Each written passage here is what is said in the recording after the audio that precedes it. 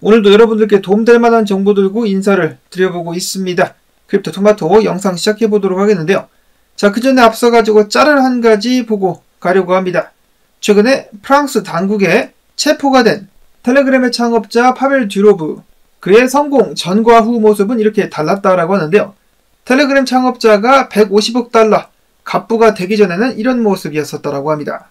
탈모 때문에 괴로워하는 듯한 그런 모습도 보여주고 있는데, 이랬었던 그가 텔레그램으로 크게 성공하고 나서 어떻게 변화했느냐, 이런 모습. 이야, 다른 사람 같습니다. 그쵸? 머리도 심었는지 어땠는지는 모르겠지만은 숱이 엄청나요. 몸도 좋아졌고. 자, 그래서 결론은 무엇이냐? 돈 열심히 벌어라. 그러면 머리숱도 해결되고 다른 사람으로 거듭날 수가 있겠다. 자, 당연히 돈을 불법적인 방법으로 벌어서는 안 되겠죠. 열심히 노력해가지고 뭔가 큰 성취를 이뤄냈을 때 그 성취는 돈과 함께 사람을 변화시킬 수가 있겠다. 당연히 돈이 세상에서 가장 중요하냐? 아니죠. 돈보다 소중한 것들이 많이 있죠. 가족들, 건강 등등은 돈보다 더 소중하기 때문에 이런 부분을 지켜나가면서 돈을 벌어가지고 인생 역전할 수 있도록 노력을 해봐야 되겠습니다. 그런 의미에서 비트코인 좀 가지라. 이어서 10월달이 코앞까지 다가왔죠. 업토버. 암호화폐 투자자들이 떡상을 기대하는 10월달이 시작이 되게 되겠는데, 10월달에 브릭스 국가들의 총회가 마찬가지로 열리게 됩니다. 해당 행사에서 드디어 브릭스 국가가 브릭스페이라는 새로운 지불 시스템이나 브릭스 커런시라는 새로운 통화를 발표할 가능성이 높다라고 다시 한번 예측이 되고 있습니다. 그리고 브릭스 통화가 나왔을 경우 전 세계 많은 국가들이 이를 사용할 의향이 있다라는 설문조사도 나오고 있는 가운데, 브릭스 통화는 100% 근본위제는 아니겠지만은 금이 해당 통화의 가치를 뒷받침하는데 굉장히 중요한 역할을 하게 될 것으로 예상이 되고 있습니다. 그리고 이러한 부분이 최근에 금 가격을 상승시켰다라는 프랑스 중앙은행의 보고서가 있었는데요. 바로 러시아와 중국이 탈달러 움직임을 보여줌으로써 금 가격의 상승을 부채질하고 있다. 연준이 긴축 통화 정책을 최근까지 진행을 했음에도 불구하고 금 가격이 사상 최고치를 기록을 했다.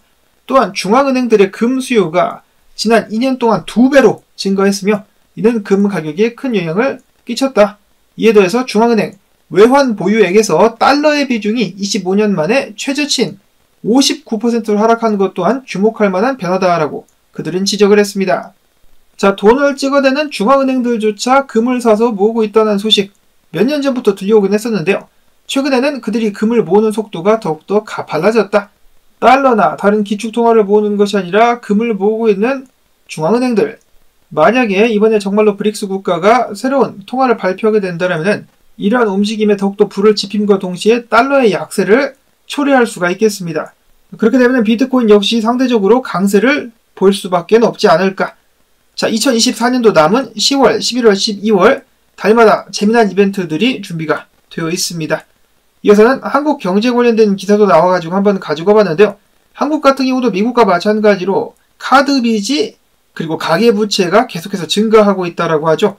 카드론과 현금 서비스 44.7조로 역대 최고치, 연체율도 3%를 넘어간다.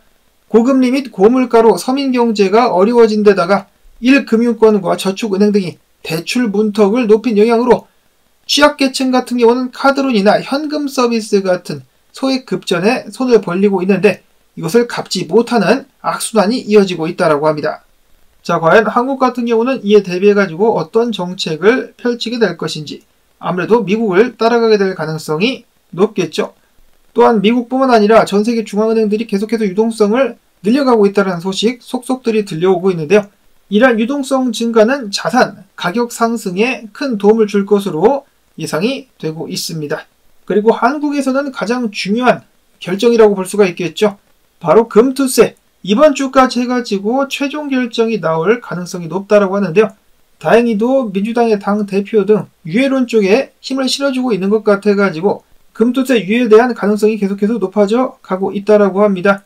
다음 대선을 바라보는 당 대표가 중도층을 겨냥해가지고 초점을 맞추는 만큼 개미 투자자들의 요구를 외면하기 어렵다라는 것인데요. 자, 그렇죠. 시민들의 요구를 무시해서는 안 되겠습니다. 그리고 만약에 금투세 적용시켰다가 안 좋은 사건 터지게 된다면 본인이 다 뒤집어 쓰게 될 수도 있겠죠. 그러니까 함부로 섣불리 금투세를 시행하지는 못할 것 같습니다. 자, 다음으로는 전 세계 암호화폐 투자자들이 기다리고 기다렸었던 FTX 채권자들에게 이번 주부터 160억 달러가 분배될 수 있을 것이다라는 기대감. 비트코인 하베베 분석가 같은 경우는 내일부터 당장 시작된다라고 기대감을 감추지 못했는데요. 반면에 분배가 본격적으로 이루어지기 위해서는 마지막 청문회를 거쳐야 된다라고 합니다. 청문회는 10월 7일로 예정이 되어 있으며 여기에서 승인이 나게 된다라면 FTX는 60일 이내에 해당 현금을 채권자들에게 돌려주게 될 것인데, 즉 12월 7일 이전에 채권자들이 160억 달러나 되는 돈을 받게 되는데 얘들이 이거 가지고 뭘 할 것이냐? 아마도 다시 한번 암호화폐 시장에 뛰어들지 않겠느냐? 그래가지고 상승에 불을 붙일 수가 있겠다라는 것이죠. 하베베 분석가는 그 전부터 비트코인이 52,000달러 갈 때부터 기죽지 마라. 상승장 끝나지 않았다. 계속해서 상승할 것이다 라고 예측을 하면서 다음 3가지 예상을 내놨었다라고 하는데요. 첫 번째로는 9월 달에 연준이 금리를 내리게 된다라면은 오히려 상승에 도움이 될 것이다 라고 해가지고 첫 번째는 맞췄고, 두 번째와 세 번째가 남아있는데 두 번째가 바로 이 FTX 채권자들에게 자금이 돌아가게 될 때 해당 자금들이 다시 암호화폐 시장으로 흘러 들어오게 되면서 비트코인 등등의 상승을 불러일으킬 것이다. 그리고 마지막으로는 이 모든 것이 불장으로 이어지면서 드디어 비트코인의 공급 충격이 나오게 되면서 더욱더 떡상이 나오게 될 것이다 라고 예측을 했습니다. 자, 과연 그의 모든 예측들이 맞아떨어질 수 있을 것인지 지켜보도록 하겠고요. 자, 다음으로는 일본 상장회사인 리믹스 포인트가 최근에 암호화폐 투자의 일환으로 시작한 527만 달러 상당의 암호화폐를 첫 번째로 구매를 했다라고 합니다. 내역을 보자면은 비트코인 64.4개, 이더리움 2260개, 솔라나 12269개 등등을 매입을 했다라고 하는데요. 이들의 목표는 법정화폐 탈출, 중앙은행이 금을 사듯이 법정화폐 탈출을 해보자, 바로 암호화폐를 통해서 엔화 가치 하락 위험을 줄이고 현금 관리를 최적화하는 것을 목표로 하고 있다라고 합니다. 한국에는 아직 이런 회사가 없나요? 아니면 발표를 하지 않고 있는 것인가요? 자, 그 다음으로는 비트코인 상승에 대한 이 떡상에 대한 희망 회로가 마구마구 돌아가고 있는 암호화폐 커뮤니티. 라울파리 형님, 마이클 셀러도 그렇지만은 크립토 로버라는 분석가도 비트코인이 바나나 존에 진입하게 되면서 무한 떡상 29만 달러까지 상승하게 될 것이다라는 예측을 내놨다라고 합니다. 자, 근데 크립토 로버 분석가 같은 경우는 과거에 다른 분석가들의 차트를 가져와서 쓰는 등 평판이 그닥 좋지는 않은데요. 그럼에도 아직까지 활발한 활동을 이어가고 있는 듯 합니다.